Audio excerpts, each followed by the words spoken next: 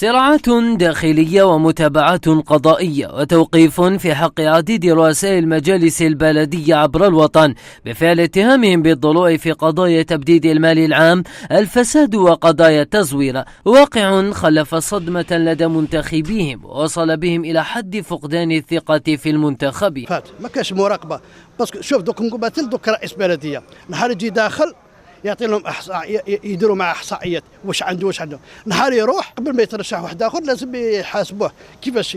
كان عندك نقول مثلا السيارات منين جاو، كانت عندك سياره ومنين جاو عندك سيارات، كانت عندك ابارتمون وحده ومنين جاو هاد لي زابارتمون. يخدموا المصالح نتاعهم ويخدموا المصالح نتاعهم، يديروا راجل مناسب في المكان المناسب اللي عنده المستوى باش يسير الشؤون البلديه.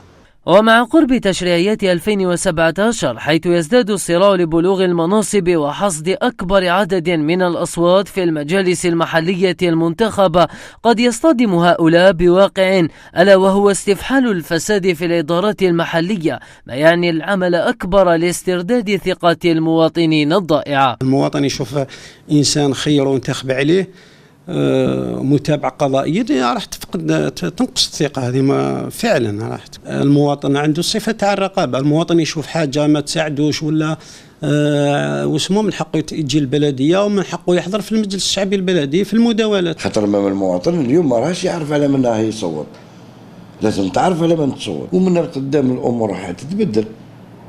صح دوكا احنا كل واحد اللي يدخل البلديه متهم باللي هو يقدر يختار بسهوله، فاهم؟ هذه هضره تعمت مليون من المعطيات تبدلوا لهم، كان مراقب مالي. تتواصل الإقالات والحملات التي يقودها ولاة الجمهورية على مستوى الجماعات المحلية، إلا أن متابعة رؤساء البلدية قضائيا في نظر البعض ليس كافيا إذا ما استمرت الجهات الوصية في إغفال جانب الرقابة الدائمة على هؤلاء مستقبلا، ما يتوجب على الحكومة إعادة النظر في معايير الترشح ككل.